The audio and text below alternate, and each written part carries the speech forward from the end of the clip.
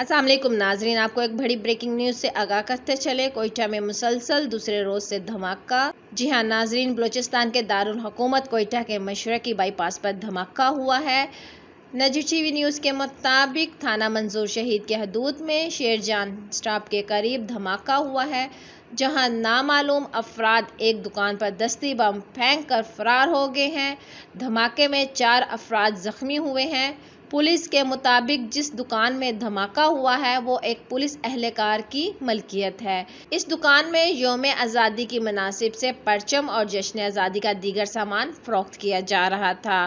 ख्याल रहे कि इतवार को भी कोयटा में 2 धमाके हुए थे, जिनमें 3 अफराद जाँ बहक हुए थे।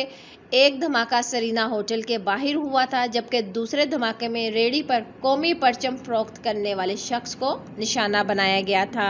तो नाज़रीन, इस खबर को लेकर अपनी राय का इजहार नीचे कमेंट्स बॉक्स में ज़रूर करिएगा। वीडियो को लाइक करने के साथ साथ चैनल भी सब्सक्राइब कर दें ताकि लेटेस्ट अपडेट्स मिलती रहे।